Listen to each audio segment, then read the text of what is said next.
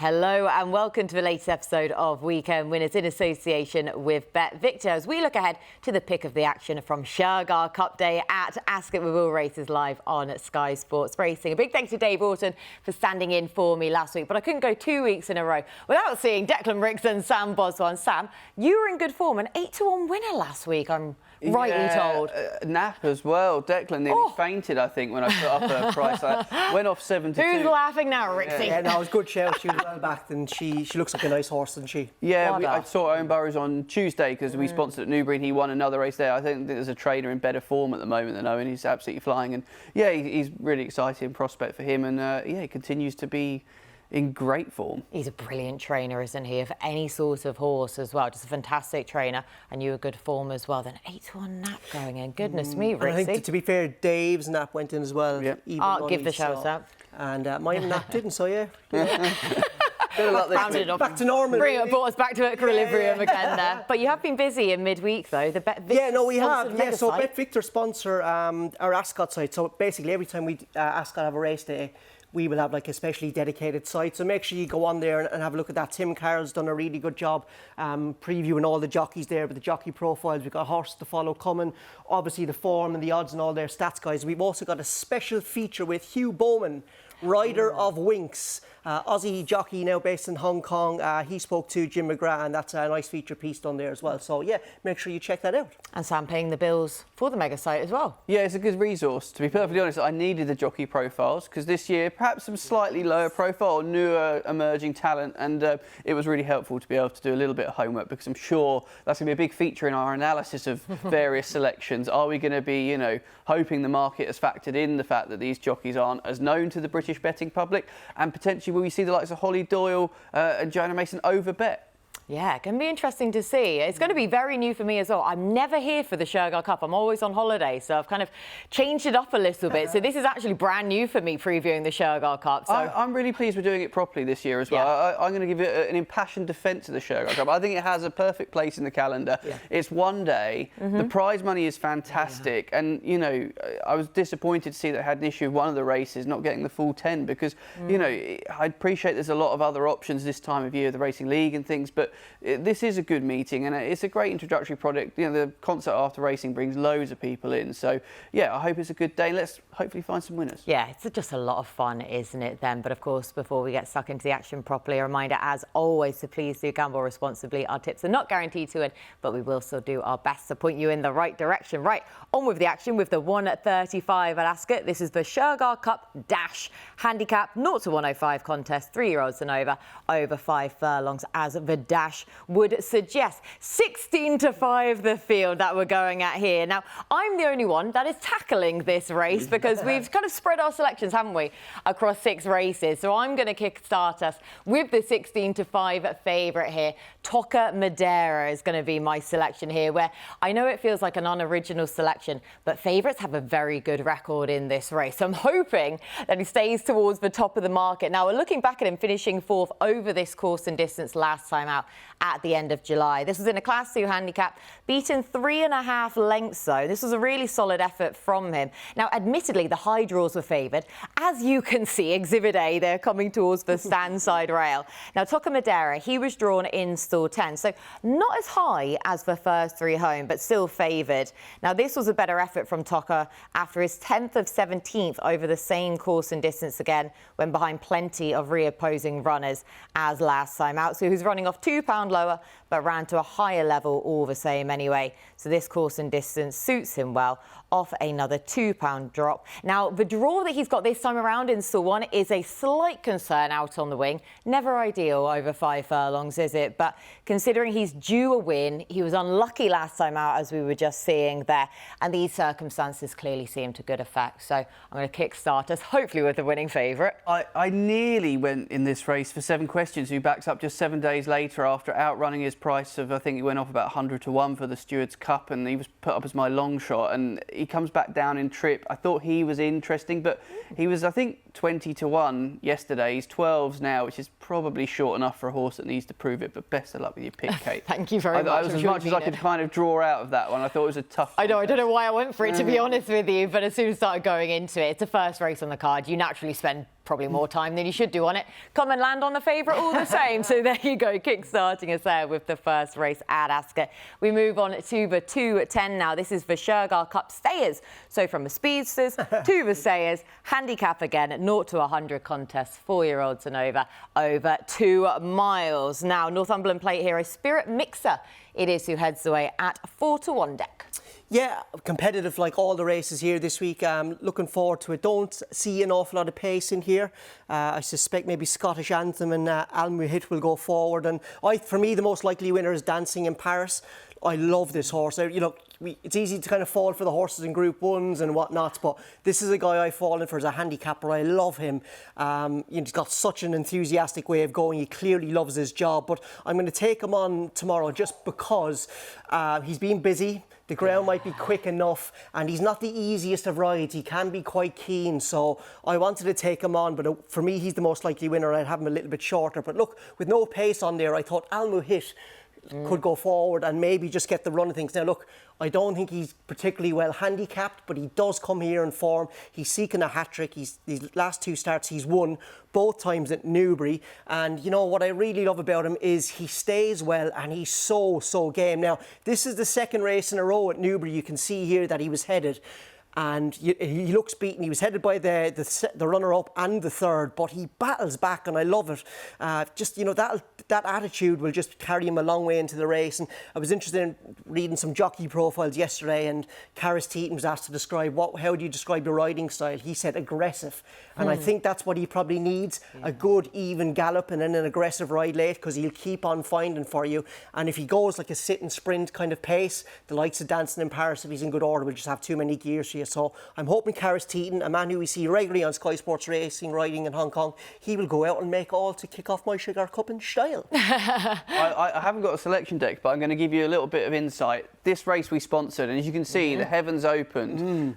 It still was similar conditions to the ground you're going to get. This was literally, it was raining as they went to post. It completely thunderburst, but the ground would have been exactly as you're going to get on Saturday, which is good news. And the trainer, I was lucky enough to give Freddie Bramley just described the horse as tough, just really tough. Never kind of knows when he's beaten. It's just brilliantly sort of progressive and just really tough, which is what I think you'd want for a race like this, because Wild Ways was in that race and ended up 4 for 4, and I think I tipped the horse up, I can't remember, somewhere, and I was really disappointed with the run. And I think off the back of what I thought was a good effort at Ascot, I'd struggle. I'd let Wild Waves run at the prices, and I can understand why you came down on that selection deck. Good thinking. Mucho gracias. I'm just pleased that we look back at that race, because it's a nice bit of synergy that we've got going on, because my horse was in 3rd in that race, Scottish Anthem. Do you remember I tipped him up for it at a big price, and I really thought I was on for a good thing right until the final strides. And that week I tipped up the 2nd.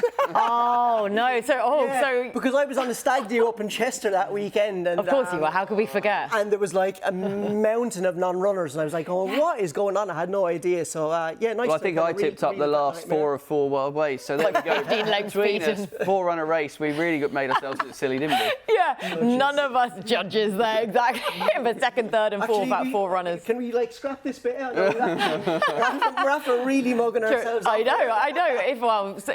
If we can't mug ourselves off, then no one else can. But there you go. Then at least now you're siding with the winner this time around. I'm sticking loyal to my 3rd place finisher. Only beaten half a length though, Scottish Anthem, because 12 to 1 is just far too big a price. And do you remember when I was teeing him up for that race? I was talking about him, the fact he had those couple of hurdle runs, now with Michael Keedy, a trainer I have an awful lot of time for. And the main reason why not the main reason they were sending him over hurdles, but one of the benefits of it was just to get him to settle, to relax, to learn to breathe. And it's really paid dividends, because we saw that last time out with that great run. Yes, the race cut up, admittedly, but he's so ground versatile. He's learning to breathe properly now, learning to settle, so to give himself every chance. And he's run well at Ascot breathing previously. is key in life. In life, I know. We all have to learn the hard way. You need to be a quick learner, don't you, as well? Right? A very quick learner, I know. We've all made it this far with that. Thank God our subconscious does that and not ourselves. So. Exactly, yeah. Extra concentration on the breathing, and no doubt we probably will be doing so over the 2-mile trip, watching this race, how competitive it is as well. do let us know in the comment section below who you fancy for that staying contest. Now we move on to the 2:45, the Shergar Cup Challenge handicap 0 to 100 contest over a mile for dramatic start, shading favouritism for William Haggis, and he is at 9-2. Now, Sam, you haven't nailed your colours to the mast with a selection just yet, so please take one away. Yeah, I've actually got a bet in this race, thank goodness, after getting sort of 2 races in and sort of struggling. Albert Einstein said it, didn't he? The definition of insanity is doing the same thing over again and expecting a different result. We'll talk about that another time, Dec. We'll put your soapbox away, because for me, Insanity won this race 12 months ago off £1 lower. And for Alan King's charge here, I think there's so much to like about the horse. Goes well at Ascot, just had the 2 starts there, finishing second and first. Going to watch the win from last year. I think Rachel King was on board that day. No relation, but gave the horse a good ride nonetheless. And this year, the horse is going to get the service of Joanna Mason. Now, we were going to have a bit of jockey discussion, weren't we?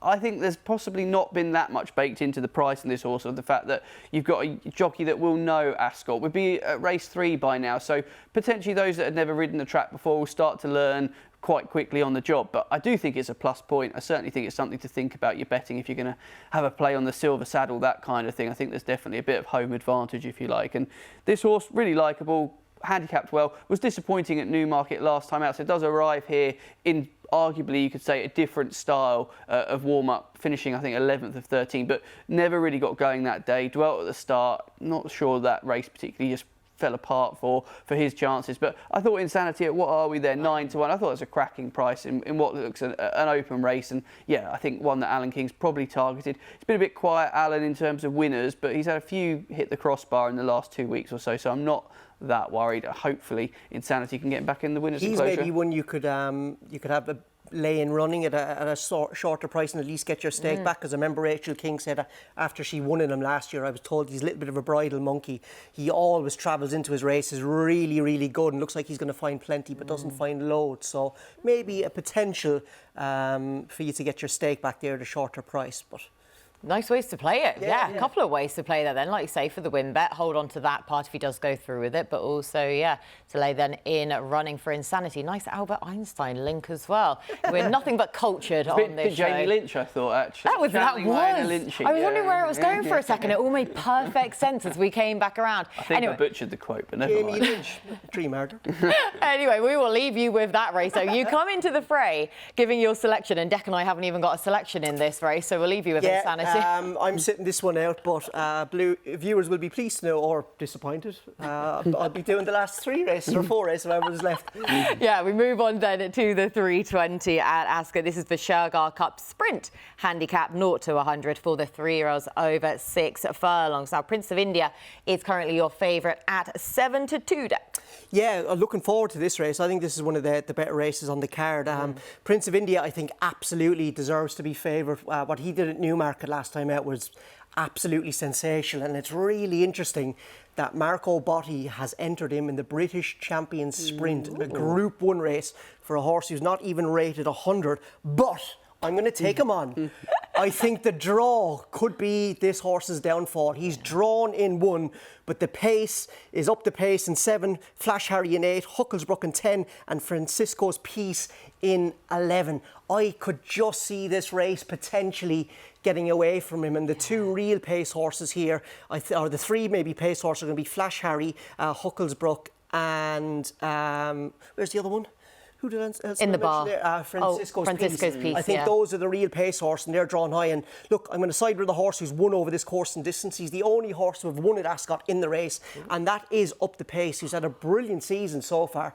He's ran 3 times. He's got form figures of 1, 1, 2. Won here already at the start of the year, and this is it now by the power of magic. Ben's pressing all the right buttons there. He'll be taking on Huckelsbrook again, who he beat this day, and they're on the same terms. But look at this horse here. He a little bit behind the bridle already under Kieran Schumark. and he's a beautiful mover. Look how he flicks his toe out there. I think the fast ground on Saturday is really going to suit him. But the further he went, the better he looked there, and he's got a really likeable attitude under pressure. And I think that's going to be key for his jockey, Shergar Cup. He's a straightforward horse. They've got first-time cheek pieces on as well tomorrow, just to help him out a little bit further. And I just think the race sets up ideally for him in stall 7. I really like him, especially if the draw is going to undo the favourite, which I hope it does. Ironically, the favourite being Prince of India. You've got the Prince of India as your jockey. What a link. Isn't it just? Exactly. And she's done that on her first show back after a holiday.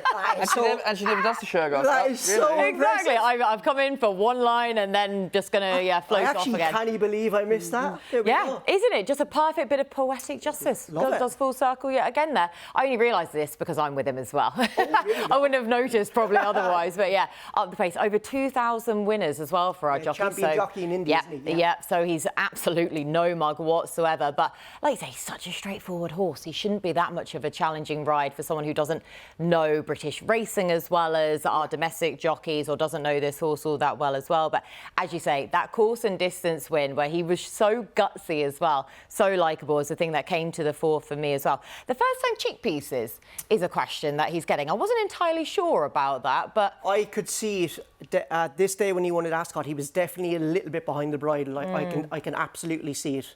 Yeah, so that was the only thing that I wanted to kind of ask you the question about really with him, because that was the only thing that I was just a little bit perplexed over. But yeah, at the same time, like you say, he's so straightforward that he is almost a bit behind the bridle. Maybe it is just to sharpen him up that little bit. So yeah, he won at 33-1, but he's clearly proven since that was no fluke whatsoever in that Class 4 handicap. And of course, last year he was doing most of his running over 7 furlongs, slower ground. The Sif 6 just sees him. Absolutely, and the day that he won at Ascot, that was the same day Get It, the winner the Wokingham won.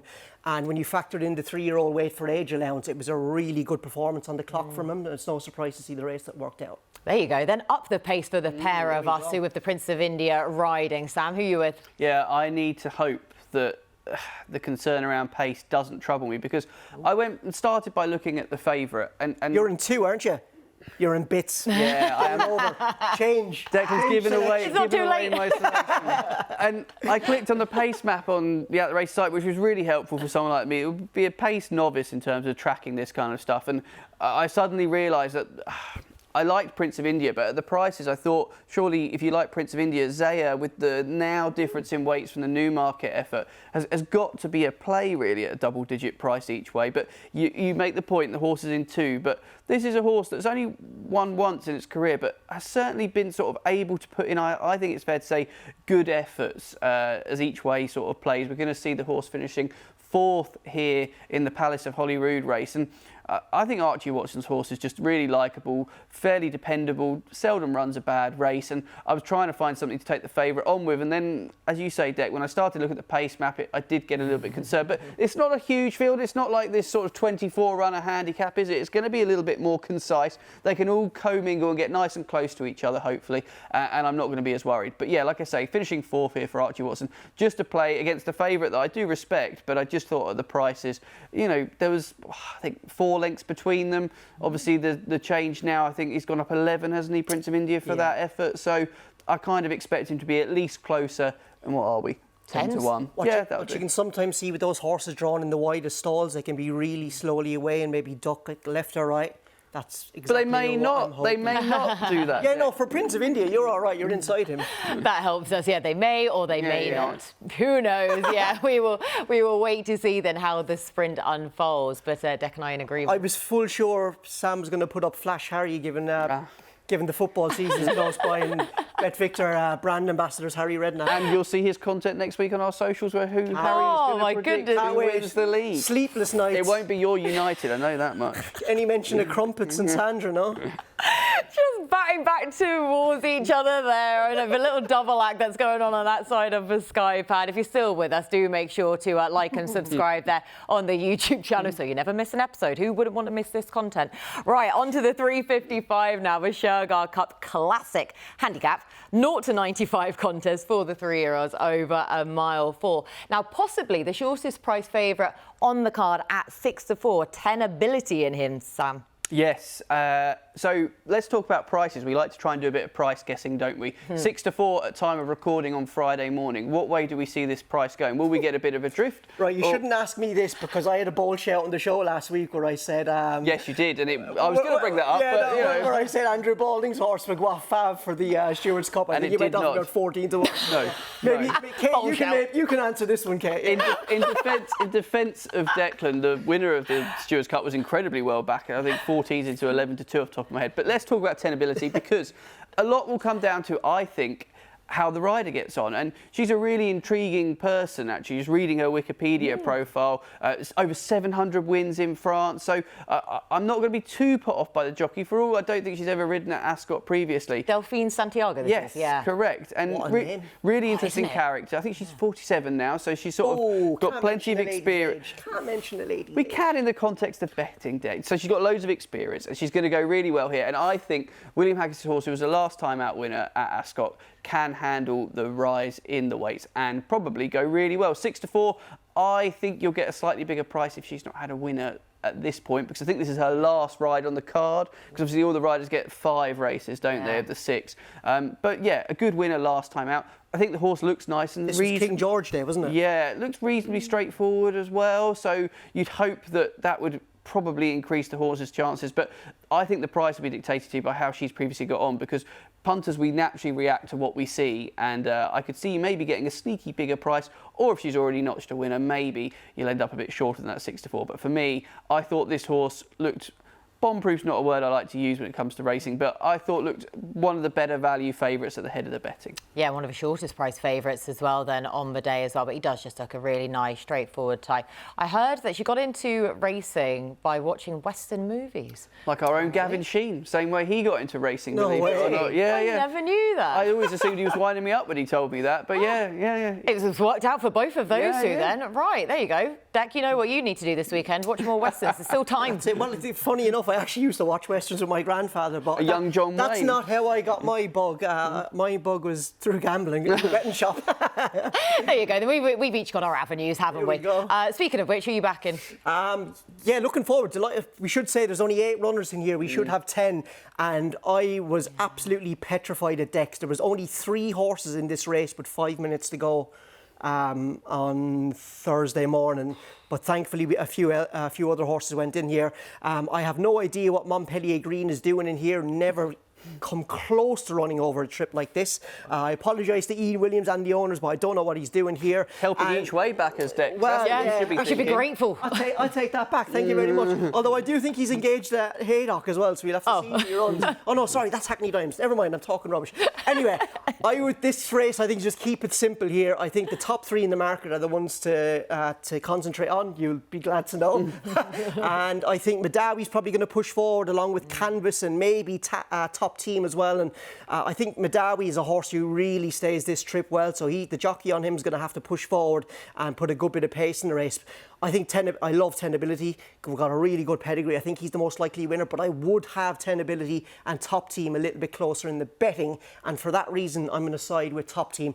Big fan of this horse, son of Oasis Dream out of a Lope de Vega mare. Just really tenacious. He's got a good all-round game. Now, he can be a little bit fiery earlier on.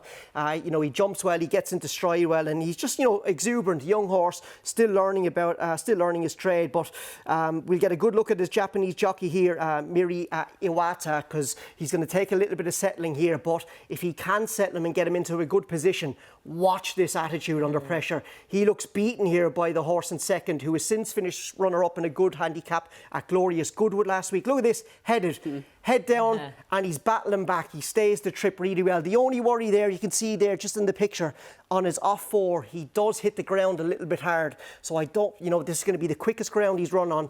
He might get away with it once, that's what I'm hoping, but I suppose that the uphill climb from Swindley Bottom, the stiff finish, hopefully won't mean he feels like he's running on hot rocks. But I do like him. He's a nice horse with a wonderful attitude. And your jockey spent some time already with, I think, William Haggis's yard, and he got, I thought, some unfair pelters. He did the bookies a favourite at Goodwood. He got well beat on a horse on the Saturday that had been quite well backed, and I think people gave him pelters for the ride. I think the horse just didn't like Goodwood, if I'm being completely honest. Come on over, mate. Yeah, all all our tracks are straightforward. We're going to pitch into Goodwood for your first ride there. Nice handy one for you. I think he's had a ride at York as well, so it's slightly more conventional. I did go back and watch all the horses that I put up, all the jockeys that are riding them. I went back and watched like their maybe 2 or 3 biggest wins in their career. They're all very capable. Don't watch the Goodwood run. So I did watch it, but it wasn't good. But I'd love to get an honest assessment from them when they do come over here and they have to go to Chester or no, Chester would actually probably be more formulaic for them, but somewhere like Goodwood and just Epsom. think, what Imagine is it? Epsom. But even like a horse like Carol Spackler, who's been running flat pancake left all his career, runs in the Sussex Stakes. Yeah.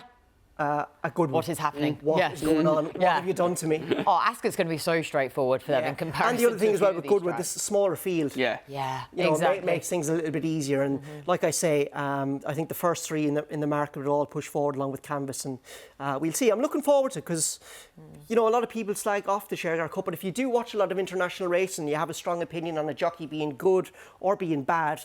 That can maybe be a bit of an edge if it's not suiting a certain horse. So we'll have a look and we'll have a see.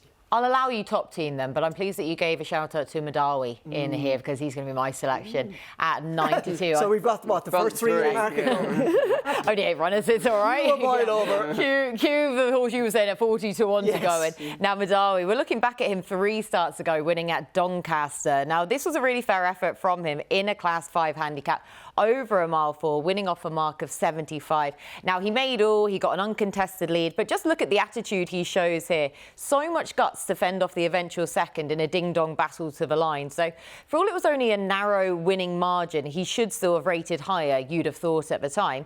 That was the case because he posted an even better effort when second at Goodwood, and then not as good last time out back at Goodwood, but he only got a 2-day turnaround last week when reverting to front-running tactics. So I'm not entirely sure how he's going to be ridden. I would ideally like more of the hold-up style for him again this time around, so hopefully he reverts back to those tactics, but you're never entirely sure. But one thing you can be sure of, Johnston runners, if it's Charlie or Mark, they have such an OXO pattern to their form. So if one of their horses is disappointed on their previous start, you can chance them to bounce back very easily. Another quick turnaround for him, but I thought he was a pretty solid proposition. Did you see his pedigree, that horse? Oh, go on. Did you see who he's out of? Remember Peeping Fawn?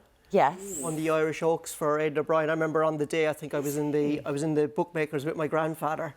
And I think Coolmore and Aidan O'Brien announced that she was in season on the day, and they decided to run her anyway. And I think she was a massive drifter, and she ended up winning. And all my grandfather's mates were in the bookies going, "Oh, the Coolmore mafia!"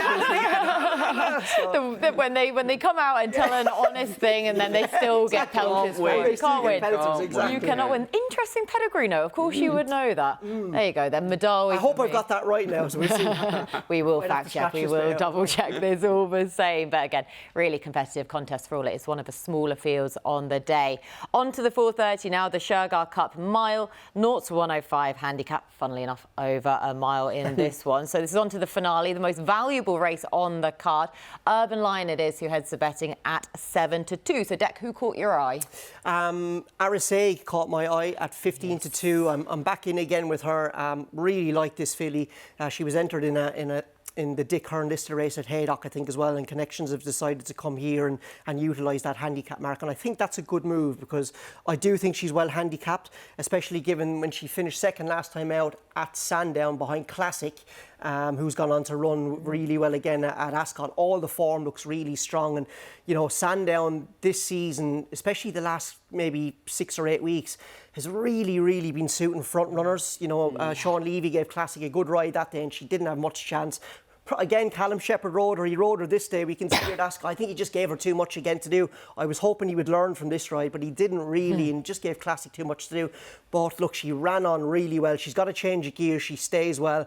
Clearly likes going around the bend right-handed, as we saw at Ascot. And you can see her there. She's a daughter of Harry Angel, plenty of size, leg and substance to her. I think she's progressed with every run this season, and I'm hoping she will progress again with Melbourne Cup winning rider Robbie Dolan. Yes. taking the ride. So, yeah, looking forward to seeing Robbie over here. And what do we all have to mention whenever you mention Robbie Dolan? Oh, the voice. Finished ninth on the voice deck. That's going to be your over Finally. 2.5. Finished ninth. I think he was ninth on the voice. Was it ninth? I didn't know his exact finishing He went on the position. voice, and he's got a very good voice. Was there prize money down to ninth? There is to 10th. Was there each way place down? Extra places there. Yeah. I think he said as well, he started out his career with Adrian Keatley, and he's actually jocked up on one of Adrian's horses tomorrow as well. Nice symmetry, yeah. There we Again, go, yeah, full because I think did he circle win the moment for Melbourne him. Cup on Yes. 90 to 1, I think. Yeah, was. the huge price. Yeah, exactly. So, yeah, good to see him back on these shores. And I'm pleased that you're with Ariseg. She's the only one at these prices. I will be backing in this at 15 to 2 as well. But, Sam, who do you like? Yeah, Ariseg will probably shorten from that price, I think. Yes. So if you like Declan's pick, I think that's just going to be one of those types that gets put up everywhere. For me, I thought Urban Lion was particularly interesting, just based around the form that's come out of the Ascot run. If you go back through that, so obviously My Cloud was a very impressive winner and could well be anything. But check out the horses in and around Urban Lion. So the fourth was Greek Order, who's run well twice without winning, but placed twice. Behind Ariseg last time out. Yeah. Fox Legacy, who finishes 6th, has won twice since, I think. And then EBT's Guard, who was 7th, has won as well. So we haven't obviously had the opportunity to see this horse since. So I'm really hopeful that strong form at Royal Ascot will come to the fore here. Previously to that, a good winner on good to firm ground at Sandown. That was a small field affair. Yep, all right, Rixie. All right. For those out of vision who are currently watching the VT, Rixie is pointing at who? At Sam's horse. Oh. He was looking there like he needed a pair of cheek pieces. He didn't really know what he was doing. He'll be fine. So I'm really hoping... I'm not on about the horse, I'm on about you. Brilliant. You were looking into the abyss there. I didn't know what was going on. I was just trying to concentrate your mind. Cheers. Right, Urban Lion. Anyway, to conclude, I think he's got a great chance and really consistent this season. Started off February at Chelmsford winning, second at Newbury. Just a really tough little horse, and I think 7 to 2 is fair. I don't want to take any shorter, but I think on the day, like I say, that you'll get a competitive price. And I thought Jack Shannon's horse definitely could go well. Hugh Bowman booked to ride, and again, another jockey that, having done some little bit of research, you'd feel fairly confident could give a horse around here a good He's ride. probably kind of away from, say, the homegrown jockeys that ride, and he's probably the most accomplished and well-rounded rider, I'd say, Hugh Bowman. Oh, you lead me on really nicely, actually. Any selections for winning team or silver saddle, Rixie? You just give us your tip here first. And then Oh, no, I'm not in this race. Oh, you're not in this race? No, so I'm not buying you any sort of thinking time here whatsoever. No, Ariseg would be the only one that I would be backing in that race, to be fair. Really looking forward to it. Super I like competitive. her. I think she's and she probably is going to shorten up, isn't she? So needs to be getting on pretty pronto. Sam, how do you see it? Yeah, we'll have the market up for the silver saddle and for outright winners. Go back through history. Traditionally, when we had the girls' team, they seemed to excel. Hayley, I think, is the winning most rider in here, but she's probably ridden in more renewals than most. If you look at the top sort of 5 achieving jockeys, I think it's Hayley, then it's Gerard Mosse, I think, but it's and then the other riders in behind would have been like domestically based riders, so Irish or UK riders. I do think there's a massive advantage to that. So I would be looking at possibly Holly Doyle or Joanna Mason for top jockey. As for team, I don't quite, with the way the points work, I think it's designed to be as open as it can be to the last. So I think if you can get a market going in running, have a look, get the first race out of the way, they'll shorten up the bookmakers, whoever won and came placed way too short, and then you can play something else. But yeah, I'd go for one of the 2 girls, I think, from our side of the shores. What do we make of them getting rid of the girls' team? Yeah, it's I'm kind of divided over it, really, because I love female representation. I don't think if you've got a divide with a female-only team, it's not to go off on a tangent here, but it's kind of awards now. It's best actor rather than best actress and best actor, and a lot of people don't like that. And I love being a woman. I love representing, and I don't think it's always a negative if we're kind of put into our own category. I actually think it's a celebration.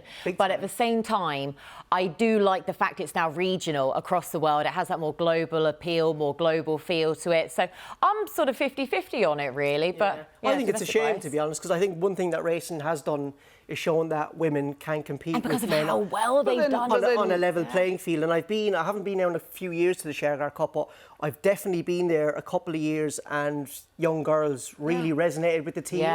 looking for the pink colours and, all that kind of stuff. But they're going to still see plenty of female riders, which is the key thing here, and some successful ones at that, I think it's fair to say. No, I don't think they mightn't stand out as well because That's they're not the in a girls' team. No, and you can't really tell jockeys what gender they are. One thing I would say do really well is the intro for jockeys they do at the Shergar Cup. They've had cheerleaders there in the park. The razzmatazz of it works for a family day, and I think that's fantastic to see. Probably wouldn't work at every meeting, but it works at that. Couple of other points. They should really switch it up and have the cheerleaders as male and see how that gets on. A couple of points we do need to pick out is the reserves deck. 30 minutes, 45 minutes before the race because they... Not ideal. Yeah, so just do keep an eye on that. If we get any nons, that obviously that could impact the market as well with reserves coming in. If we don't have a winner next week, we'll be blaming the reserves. We've already got our reasoning, haven't we? We've already got our caveat as to why we might not have found any. But yeah, really looking forward to it all the same. As for three of us, head over to the sofa to give you our best bets of the weekend. Deck, you're up first. Yeah, I'm going to go Shergar Cup exclusive this weekend. The amount of races this weekend that weren't priced up is bananas. Like, there's a Group 3 at the car not even priced up, and Sam has reliably informed me that a lot of traders are away on holidays this week, so that was the excuse. But yeah, sorry, I couldn't really go elsewhere this week. There was 2 or 3 races that I really liked, but there was no prices, so we'll go with the Shergar Cup live on Sky Sports Racing. Right, the nap is going to be up the pace in the first time cheek pieces. Course and distance winner. I think the race sets up really well for him. He's drawn close to the speed. He's got an Indian champion jockey on him, and with the favourite drawn, looks to me got an awful draw. I'm hoping he will go really close. Then the next best is going to be Top Team in the Classic. Really like this horse. Jumps well. He's got an all-round game. He's got good early speed. He travels well, but then he settles eventually, and he's really game under pressure. Just hope the ground hasn't gone a little bit too quick for him. And then the long shot. I'm cheating this week. I really do apologise. Cue the Pelters, but because Araseg, I think, is only about 15-2. Hope that price holds. Yeah, hope that price holds. I really like her. She's a well-handicapped horse. All her form is working out. Just looking back through her sectional data, she's got the gears to overcome a slightly wide draw here. In good form. So yeah, she will do for me. There you go. Nicely done. Yeah, like I say, definitely. Well, I mean, selfishly, I hope that price holds all the same with Araseg, but when you're not down. Pelters next week. Yeah. Absolute pelters. Revenge is sweet.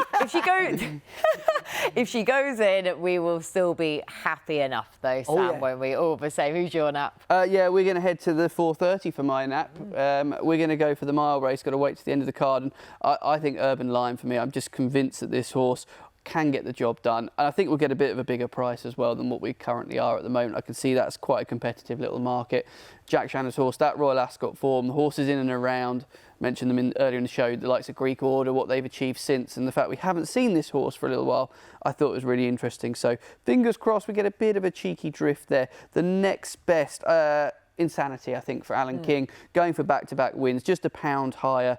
Record at Ascot is fantastic. There's a lot to like about this horse, and I'm sort of in that particular race. I just felt that the prices, it was a big old price. And then my long shot, I did struggle this week with the long shot, but I think even though Declan has tried to upset me with the pace of the race, I'm going to put Zaya up to get the better of the favourite down in 2. We need a bit of luck in running, I think it's fair to say, but I'm convinced that there's a big race in Archie Watson's horse. Very consistent, there or thereabouts. A good each-way play if we can get a double-digit price, I think that's fair to say. And Joanna Mason on board, so I'm not too having to panic about jockeys, which I think is a little bit of our thinking this week, judging by, when we made cases for horses, we've tried to do our homework on the jockey to assure ourselves that we'll get a good ride. Yeah, and prices are dictated then as well, aren't they? Or you're compensated in the price. Perhaps they are half a point shorter or so, but with your draw, and not your jockey though, but potentially your draw, you might be being Draw's the concern, but we'll take 10 to 1. A little bit in the price then. My nap is going to be Madawi, so I was pleased that you were kind of keen on him for all that you didn't actually put up Madawi earlier on. That was in the Shergar Cup Classic, so yeah, hoping to see him to good effect. And as I said previously, what we know about the Johnston horses, you can chance them to bounce back on their next start after a disappointment. You won 3 3 starts ago, showed loads of guts on that occasion, posted an even better effort when second at Goodwood. Not so good last time out back at Goodwood, but that was a 2-day turnaround, reverting to front-running tactics. So I hope he doesn't get those tactics again. Another quick turnaround of 8 days, but at 9-2, I am willing to chance them again. Toca Madeira, it is in the Shergar Cup Dash, ran over this course and distance last time out, finishing 4th in a Class 2 handicap, beaten 3.5 lengths. And that was a better effort from Toca after his 10th of 17 over the same course and distance previously. So this track and trip suits him really well. Another £2 drop. The draw again is a concern for me in stall 1, but at 16-5, despite being on the wing, I thought that he was worth chancing. And Scottish Anthem, who's quickly becoming one of my favourite horses in the Stayers. I can't let him go unbacked. Now at 12-1, so he actually has shorted up a couple of points from the time of declarations as well. But for him to finish 3rd, and such a close 3rd last time out at Newbury, beaten half a length, with the team just working on getting him relaxed and settled, I still think there's more to come from him on the flat, and he's so ground versatile as well. So I can't let him go unbacked against Scottish Anthem. I'd absolutely kick myself if he went close again at an each way price. So lads, that is a rattle through the Shergar Cup. So nicely done. It was great fun covering this. This is a great fun day. The Eurovision of racing, isn't it? That's yes, kind of the that vibe one-off. Yeah, exactly. I hope I have as good a record with the Shergar Cup than I do of backing Eurovision. That is one of my highlights, my punting highlights. Like a guilty pleasure? Oh, not guilty for me. Yeah, do you think everyone who slags off the Shergar Cup secretly loves it? Yes, exactly. That's it. We've just outed them there and then. But you two will be back next week, I believe. It's going to be Dave Orton, though, in the hosting seat. You're not here next week again? No, I've got to go off on holiday again, haven't I? Yeah, so come back for the Shergar Cup and gone away again. Anytime I send in holiday to Boswell, he just says no. There you go, exactly. See, this is why you've got to be nice to people. Let that lesson be learned. But Dave Orton will be in the hosting seat next week. These two are back in their usual positions. Best of luck with your bets this weekend, and best of luck next week as well.